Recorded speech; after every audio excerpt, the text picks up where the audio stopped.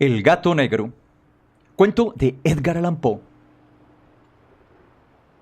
Ni espero ni quiero que se dé crédito a la historia más extraordinaria y, sin embargo, más familiar que voy a referir. Tratándose de un caso en el que mis sentidos se niegan a aceptar su propio testimonio, yo habría de estar realmente loco si así lo creyera. No obstante, no estoy loco y, con toda seguridad, no sueño. Pero mañana puedo morir y quisiera aliviar hoy mi espíritu.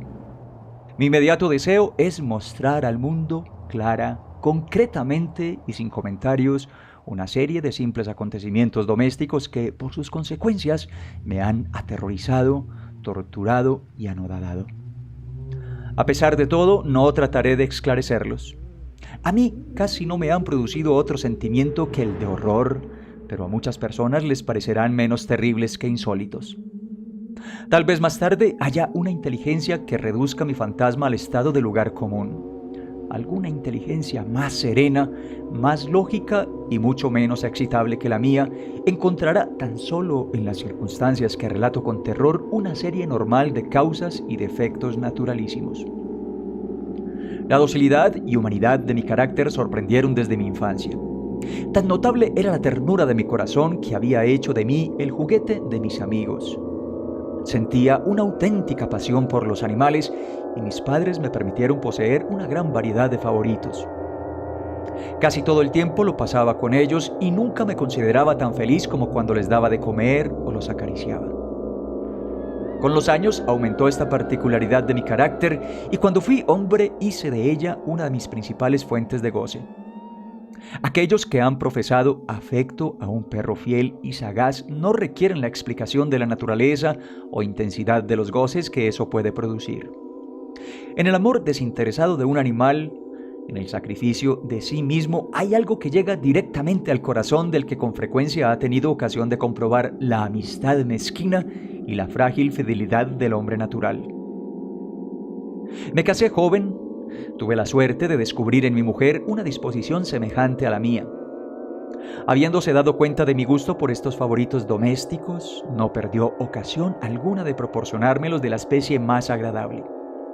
Tuvimos pájaros, un pez de color de oro, un magnífico perro, conejos, un mono pequeño y un gato. Era este último animal muy fuerte y bello, completamente negro y de una sagacidad maravillosa. Mi mujer, que era en el fondo algo supersticiosa, hablando de su inteligencia, aludía frecuentemente a la antigua creencia popular que consideraba a todos los gatos negros como brujas disimuladas. No quiere esto decir que hablara siempre en serio sobre este particular, y lo consigno sencillamente porque lo recuerdo. Plutón. Llamábase así el gato. Era mi predilecto amigo. Solo yo le daba de comer y a donde quiera que fuese me seguía por la casa. Incluso me costaba trabajo impedirle que me fuera siguiendo por las calles. Nuestra amistad subsistió así algunos años durante los cuales mi carácter y mi temperamento, me sonroja confesarlo, por causa del demonio de la intemperancia, sufrió una alteración radicalmente funesta. De día en día me hice más taciturno, más irritable, más indiferente a los sentimientos ajenos. Empleé con mi mujer un lenguaje brutal y con el tiempo la afligí incluso con violencias personales. Naturalmente, mi pobre favorito debió de notar el cambio de mi carácter. No solamente no les hacía caso alguno, sino que los maltrataba. Sin embargo, por lo que se refiere a Plutón, aún despertaba en mí la consideración suficiente para no pegarle. En cambio, no sentía ningún escrúpulo en maltratar a los conejos, al mono e incluso al perro cuando, por casualidad o afecto, se cruzaban en mi camino. Pero iba secuestrándome mi mal porque ¿qué mal admite una comparación con el alcohol? Andando el tiempo, el mismo Plutón que envejecía y naturalmente se hacía un poco huraño comenzó a conocer los efectos de mi perverso carácter. Una noche, en ocasión de regresar a casa completamente ebrio, de vuelta de uno de mis frecuentes escondrijos del barrio, me pareció que el gato evitaba mi presencia. Lo cogí, pero él, horrorizado por mi violenta actitud, me hizo en la mano con los dientes una leve herida. De mí se apoderó repentinamente un furor demoníaco. En aquel instante dejé de conocerme. Pareció como si, de pronto, mi alma original hubiese abandonado mi cuerpo y una ruindad superdemoníaca, saturada de ginebra, se filtró en cada una de las fibras de mi ser. Del bolsillo de mi chaleco saqué un cortaplumas, lo abrí, cogí al pobre animal por la garganta y deliberadamente le vacié un ojo. Me cubre el rubor, me abraza, me estremezco al escribir esta abominable atrocidad. Cuando, al amanecer, hube recuperado la razón, cuando se hubieron disipado los vapores de mi crápula nocturna, experimenté un sentimiento mitad horror, mitad de remordimiento por el crimen que había cometido. Pero todo lo más era un débil y equívoco sentimiento y el alma no sufrió sus acometidas. Volví a sumirme en los excesos y no tardé en ahogar en el vino todo el recuerdo de mi acción. Curó, entretanto, el gato lentamente. La órbita del ojo perdido presentaba, es cierto, un aspecto espantoso, pero después, con el tiempo, no pareció que se daba cuenta de ello. Según su costumbre, iba y venía por la casa, pero, como debí suponerlo, en cuanto veía que me aproximaba a él, huía aterrorizado. Me quedaba aún lo bastante de mi antiguo corazón para que me afligiera aquella manifiesta antipatía en una criatura que tanto me había amado anteriormente. Pero este sentimiento no tardó en ser desalojado por la irritación. Como para mi caída final e irrevocable, brotó entonces el espíritu de la perversidad, espíritu del que la filosofía no se cuida ni poco ni mucho.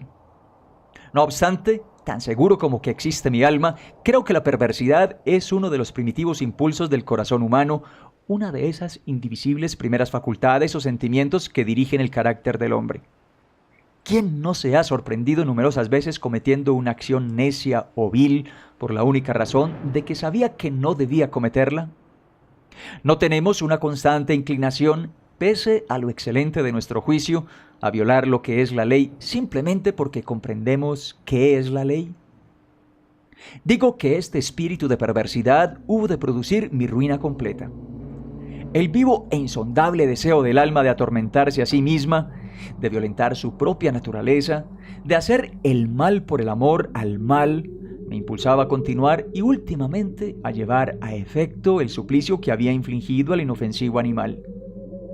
Una mañana, a sangre fría, ceñí un nudo corredizo en torno a su cuello y lo ahorqué de la rama de un árbol. Lo ahorqué con mis ojos llenos de lágrimas, con el corazón desbordante del más amargo remordimiento. Lo ahorqué porque sabía que él me había amado y porque reconocía que no me había dado motivo alguno para encolerizarme con él. Lo ahorqué porque sabía que al hacerlo cometía un pecado mortal que comprometía a mi alma inmortal hasta el punto de colocarla, si esto fuera posible, lejos incluso de la misericordia infinita del muy terrible y misericordioso Dios. En la noche siguiente al día en que fue cometida una acción tan cruel, me despertó del sueño el grito de ¡fuego! Ardían las cortinas de mi lecho. La casa era una gran hoguera. No sin grandes dificultades, mi mujer, un criado y yo logramos escapar del incendio. La destrucción fue total. Quedé arruinado y me entregué desde entonces a la desesperación. No intento establecer relación alguna entre causa y efecto con respecto a la atrocidad y el desastre. Estoy por encima de tal debilidad, pero me limito a dar cuenta de una cadena de hechos y no quiero omitir el menor eslabón. Visité las ruinas el día siguiente al del incendio. Excepto una, todas las paredes se habían derrumbado. Esta sola excepción la constituía un delgado tabique interior, situado casi en la mitad de la casa, contra el que se apoyaba la cabecera de mi lecho. Allí la fábrica había resistido en gran parte a la acción del fuego, hecho que atribuí a haber sido renovada recientemente. En torno a aquella pared se congregaba la multitud y numerosas personas examinaban una parte del muro con atención viva y minuciosa. Excitaron mi curiosidad las palabras extraño, singular y otras expresiones parecidas. Me acerqué y vi, a modo de un bajorrelieve esculpido sobre la blanca superficie, la figura de un gigantesco gato.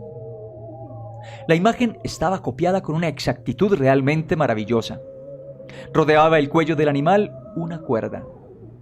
Apenas hube visto esta aparición, porque yo no podía considerar aquello más que como una aparición, mi asombro y mi terror fueron extraordinarios. Por fin vino a mi amparo la reflexión. Recordaba que el gato había sido ahorcado en un jardín contiguo a la casa.